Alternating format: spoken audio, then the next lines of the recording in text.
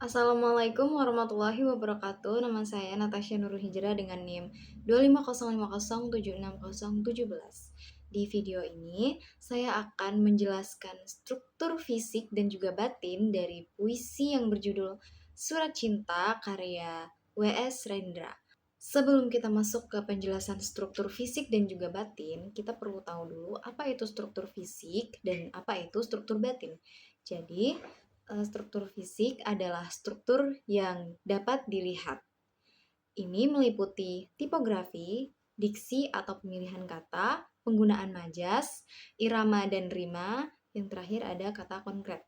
Sementara struktur batin merupakan struktur yang tidak bisa terlihat namun bisa dirasakan dan mempunyai makna yang mendalam. Struktur batin ini meliputi tema, nada, perasaan atau rasa, dan juga amanat. Baiklah, sekarang kita masuk ke penjelasan struktur fisik dari puisi W.S. Rendra ini. Yang pertama adalah tipografi. Tipografi merupakan tatanan visual yang meliputi pengaturan baris atau bait, margin, dan juga penggunaan huruf untuk menambah estetika.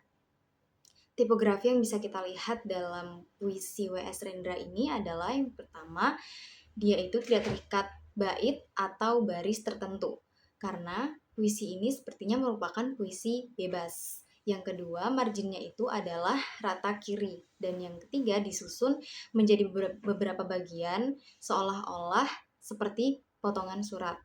Yang kedua adalah diksi. Diksi adalah pilihan kata yang tepat dalam penggunaan bahasa untuk menyampaikan gagasan guna memperoleh efek tertentu.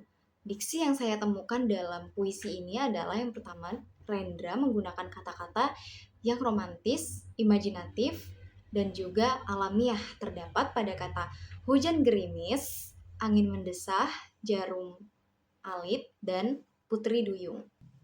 Kata-kata tersebut menciptakan suasana yang romantis, lembut, dan imajinatif. Dan yang ketiga ada penggunaan majas atau gaya bahasa. Ada beberapa majas yang terdapat dalam puisi ini, antara lain personifikasi. Terdapat pada kalimat langit iri melihatnya. Di sini kata langit digambarkan seperti sifat manusia yang seolah-olah iri. Terdapat juga pada kalimat angin mendesah, kaki-kaki runcing, dan kaki-kaki cinta. Selanjutnya adalah majas metafora yang terdapat pada kalimat engkau adalah putri duyung tawananku, yang dimana Rendra mengungkapkan perempuan yang dicintainya itu disamakan dengan makhluk yang indah dan juga misterius. Majas selanjutnya adalah majas simile. Simile adalah penggunaan majas yang digunakan untuk perumpamaan dua hal yang berbeda dengan menggunakan kata hubung. Contohnya, semangat kehidupan yang kuat bagai berjuta-juta jarum alit. Selanjutnya adalah imaji atau citraan. Imaji di sini terdapat 3 imaji. Yang pertama adalah imaji penglihatan atau visual, yang kedua adalah pendengaran, yang ketiga adalah perasaan. Pada imaji visual terdapat pada kalimat hujan gerimis dan mata yang indah. Pada imaji pendengaran terdapat pada kalimat suara yang merdu dan angin mendesah. Pada imaji perasaan terdapat pada kalimat menusuk kulit langit. Fungsi dari imaji ini adalah membuat pembaca itu seolah-olah mendengar, melihat, dan merasakan suasana yang ada dalam puisi. Selanjutnya adalah rima dan irama.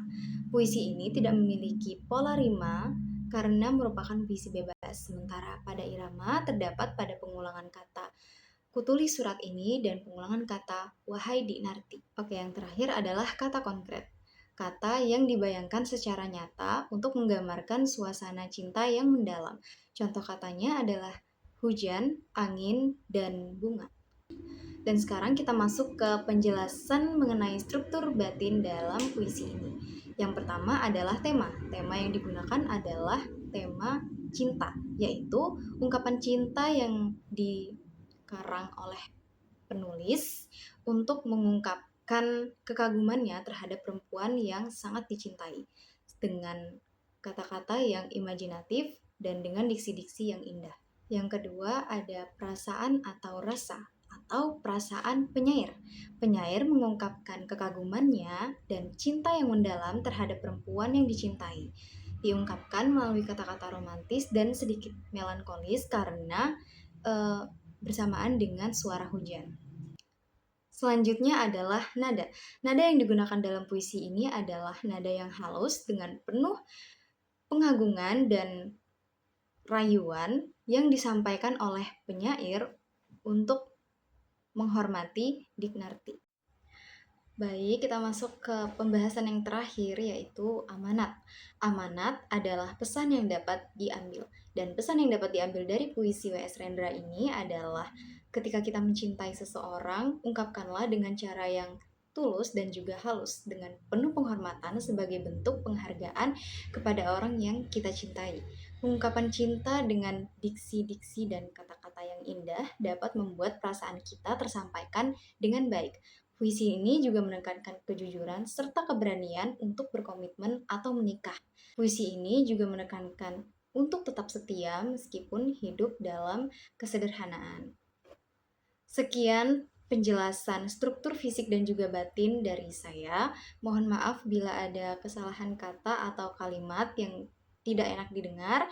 Saya akhiri. Wassalamualaikum warahmatullahi wabarakatuh. Terima kasih telah menonton.